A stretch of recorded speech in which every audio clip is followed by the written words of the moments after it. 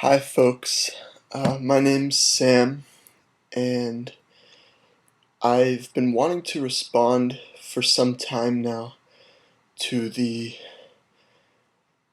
anti-civilization story, or the anti-civilization anarcho-primitivist response to civilization.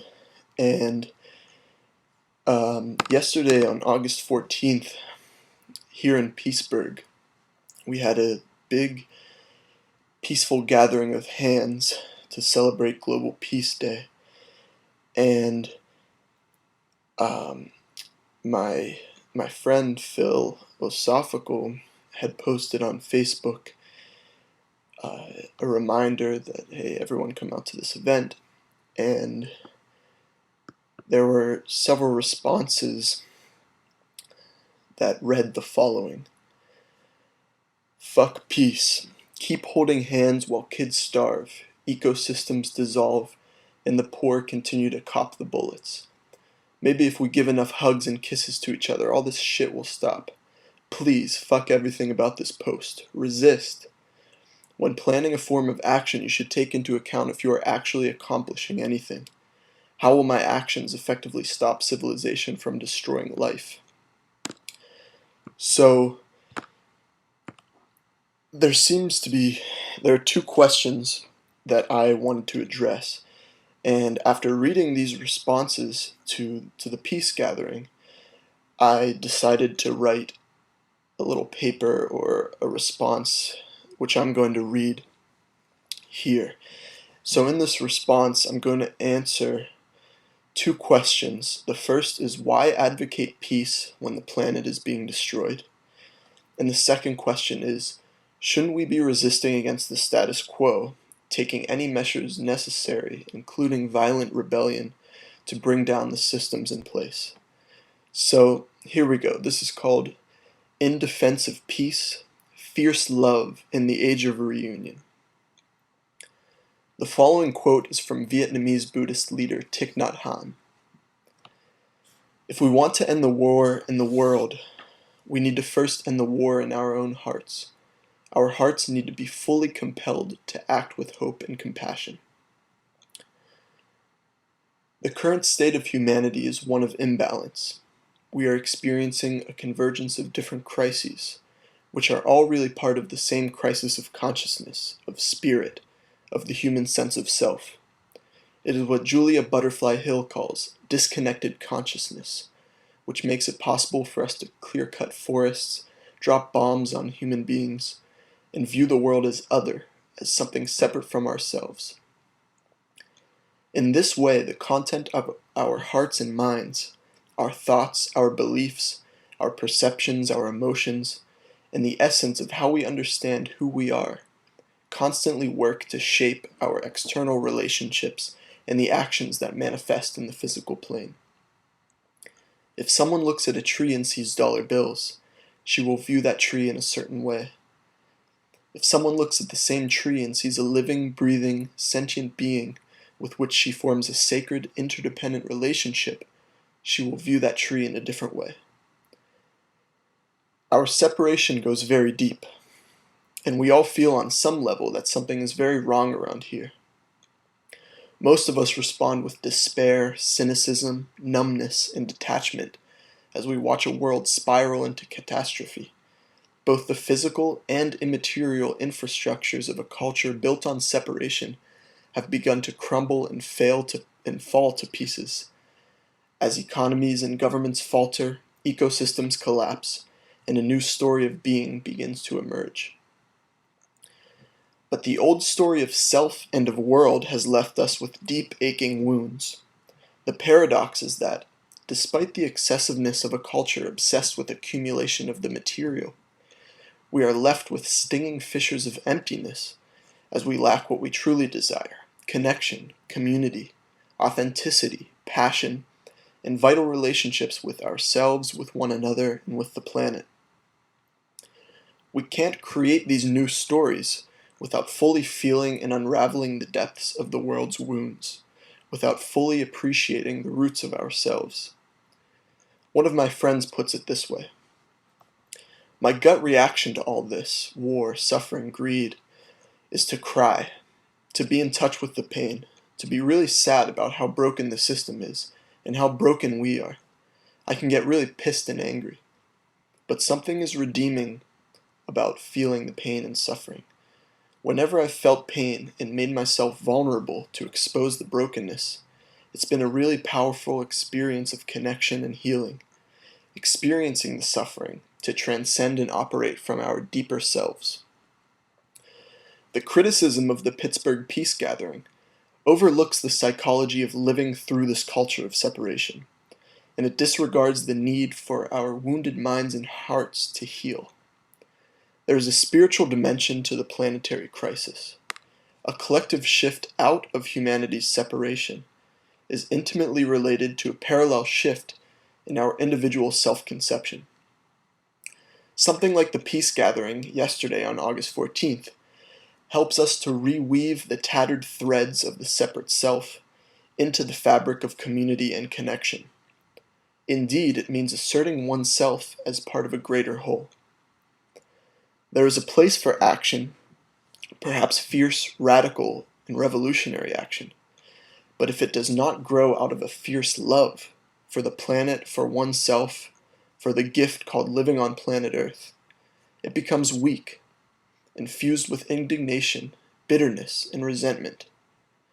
What inspires us most is not anger towards suffering, but the profound love we have for creating a more beautiful world. There's a place for anger. However, as a stimulus for action, it pales in comparison to what we can achieve through compassion.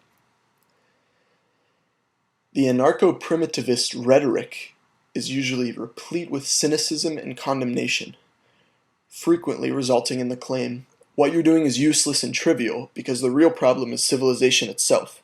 So if you're not directly involved in attacking or resisting its structures, your actions are meaningless." But is civilization inherently unsustainable? Author Charles Eisenstein asks, is genocide and ecocide the inevitable price of civilization's magnificence? Need the most sublime achievements of art, music, literature, science, and technology be built upon the wreckage of the natural world and the misery of its inhabitants?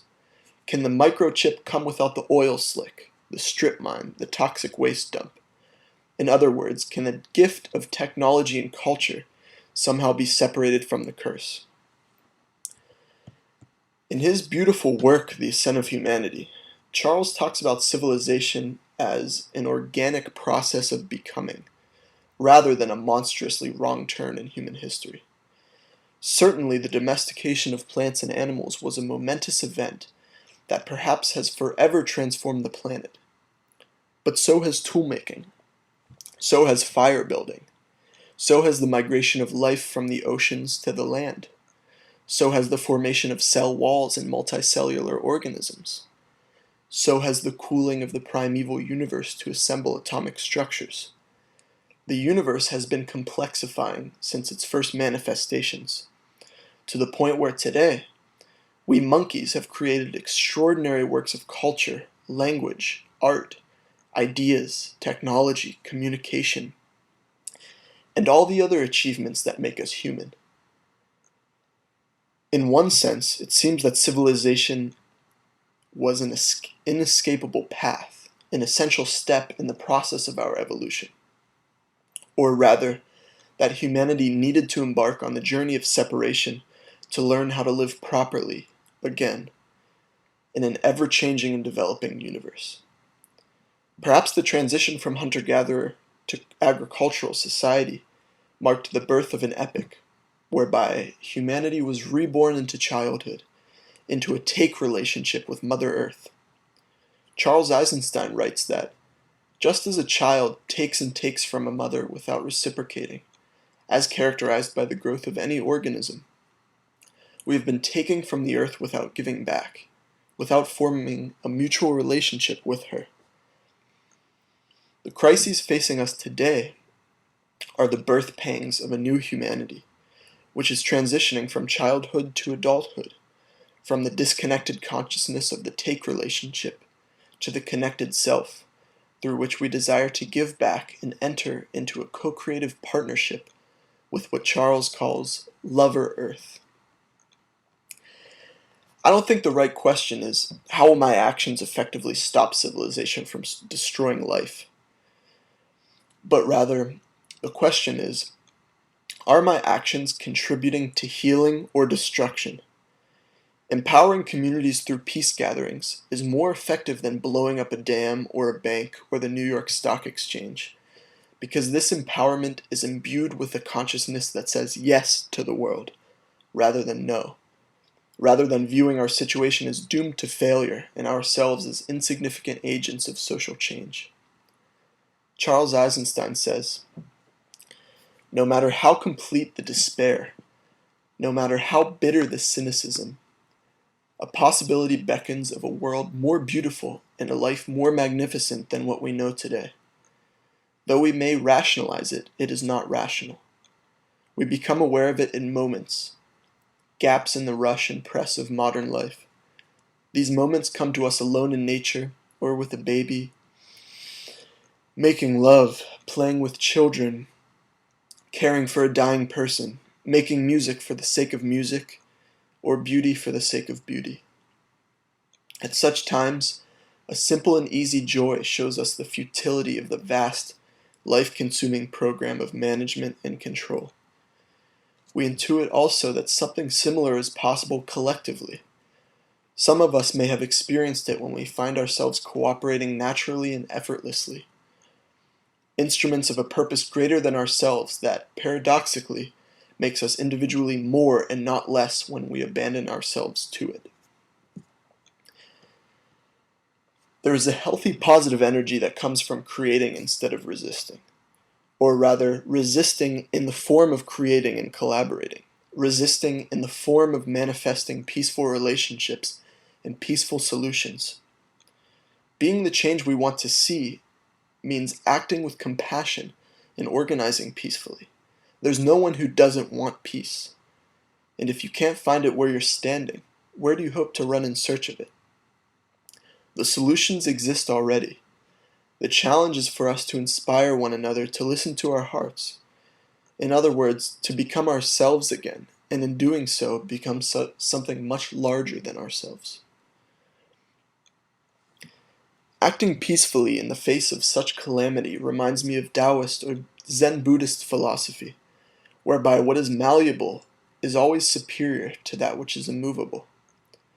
Many aspects of human civilization are inflicting great harm upon this planet, yet there is something that feels right about yielding to the suffering, ingesting it in our hearts and our minds to fully feel the sorrow and to intimately experience its pain. I call it the Zen of creating the more beautiful world we all know is possible in our hearts. It involves accepting what is and creating joyful alternatives rather than furiously resisting what is. It is flexible, supple, and adaptable. It is letting the muddy water of our minds be still to become clear. Lao Tzu says, "Water is fluid, soft and yielding, but water will wear away rock, which is rigid and cannot yield.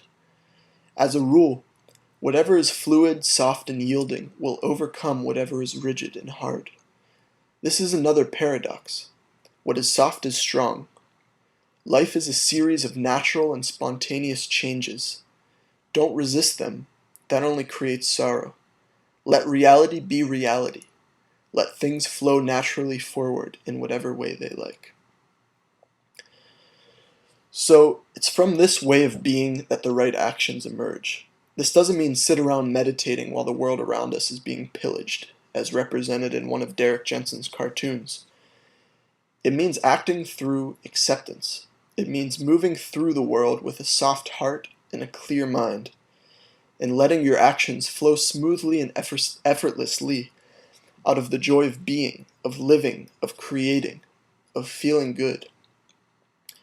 The passionate human being that was criticizing the peace gathering continues.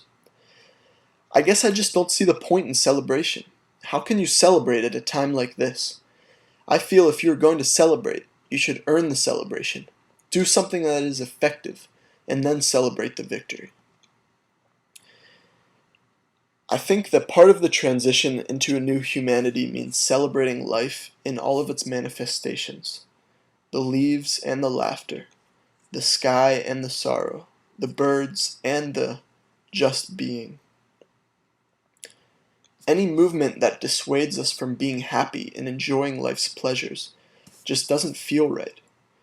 Happiness is totally compatible with change. Many beings are suffering, but many are waking out of suffering. Many ecosystems are being destroyed, but many are being rehabilitated. Many cultural stories are ending, but many are just beginning. We can celebrate and show gratitude for all that is, while simultaneously acknowledging suffering. They need not be separate. We can't get there from here without being ourselves. So that's what I wrote. Phil and I will be coming back in front of this camera to have a discussion, kind of a postscript discussion about these ideas in greater detail, and exactly how the anarcho-primitivist philosophy and ideology fits into this vast matrix of ideas and possibilities about creating a more beautiful world, which is what hopefully we all want to do.